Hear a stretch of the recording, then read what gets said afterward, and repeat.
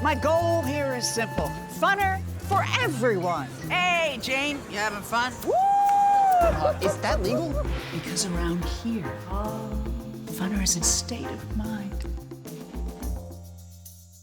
What is going on, Laker fans? Appreciate you guys tuning in to Lakers Talk Daily. Got a couple things I want to get into in this morning's episode. Please subscribe to the channel here on ESPN LA. We would greatly appreciate it. Good article from Dave McMenamin that came out earlier this morning, and it's kind of 3 different free agency paths that the Lakers can take. And I want to throw this to Laker fans out there and get your opinion on it. As always, Lakers Talk Daily is presented by Harris Resort SoCal, a great property located in northern San Diego, just 2 hours away from downtown LA. Stayed there. Resort Towel Room is where I've stayed before. If you're in and around Southern California, you're looking for a place to get out to and make it a staycation, could not recommend Harris Resort SoCal anymore. The website, harrissocal.com, harrissocal.com. So thank you for their partnership here on Lakers Talk Daily. Okay, so a couple things kind of stood out in this article for me, and it's really kind of exploring what the Lakers' path can be moving forward. So 2 things here real quick I want to get out of the way. One on LeBron James and his potential retirement. I'm going to read something here that Dave McMenamin put out. He said, beyond James' retirement decision, which could be a non-issue, with a source close to James telling ESPN on Thursday that he believes the Lakers star will indeed be back for season number 21 and fulfill his contract. The Lakers' biggest question is facing this offseason is figuring out what to do at point guard. I don't think anybody expects LeBron James to be going anywhere. I don't expect LeBron to be going anywhere. I expect him to be coming back and probably making his final run with the Los Angeles Lakers this upcoming year. After that, I think all bets off. Who knows? Maybe he gets a chance to play with Bronny. Maybe he decides to do something else. But I fully expect for him to come back. So no real surprise there. 3 different paths that the Lakers can take in this offseason, and this is what this article gets into. And I'll leave it up to Laker fans to comment below of which path do you think makes the most sense, okay? One path is to run it back as is. So running it back, you extend D'Angelo Russell. The numbers that they had in there as far as compensation, between $18 and $23 million, somewhere around there on an annual basis. You pick up the team option on Jared Vanderbilt. You sign Austin Reeves and Rui Hachimura, and you just kind of say, all right, look, we went 18-8 after the trade deadline.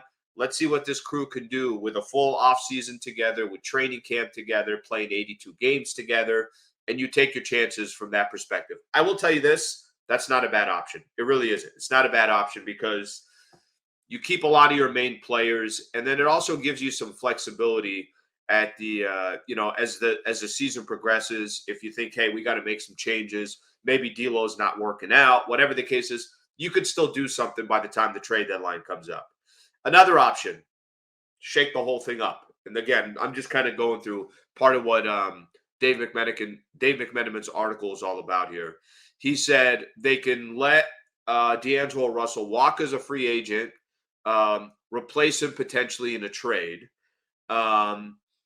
They can take Malik Beasley's contract, which is $16.5 million, and Mo Bamba's contract for next season, which both of those become guaranteed by June 29th.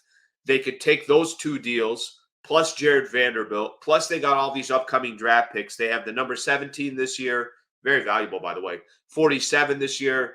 They have their 2029 first rounder, their 2030 first rounder as well. And they could try to put together a deal. And can they go try to get Kyrie, Fred VanVleet, which I'm in love with Fred VanVleet. I think he'd be a great player on the Lakers.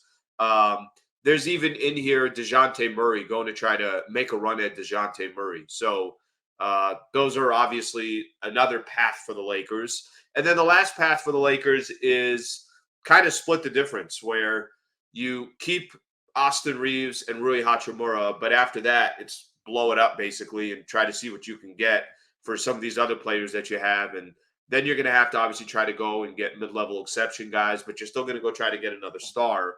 They got a few paths to take. I'm going to say this. For me, Brian Windhorst explained it best to me in Lakers Talk earlier this week. He said, look, they got options, and there's no need to panic. That at the worst, if you bring your guys back, it's a good basketball team.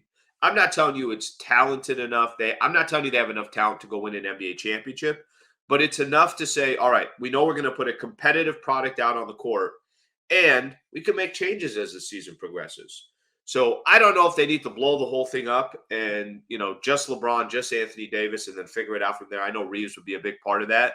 I do think they need top-end talent. Let's use the playoffs as a good example. That last game, Bron did not have enough help from his guys. So I do think that they need help. I do think that they need more talent, but I also don't think you need to blow the whole thing up. I think there's some good pieces that are there. And again, you could start the season one way and then decide to make some changes as you get closer to the trade deadline.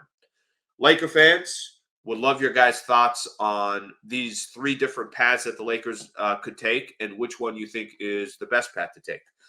Lakers Talk Daily is presented by Power Pro Plumbing, Heating, and Air. They're celebrating 20 years in the industry, 30-plus years of industry experience across the Power Pro team. I'll make it simple. You might not need their service today or tomorrow, but powerproplumbing.com for any plumbing needs. They also do specialize in heating and air conditioning. So if you can support the channel and support our partners, it means the world. So, Lake fans, appreciate you guys being a part of the show today.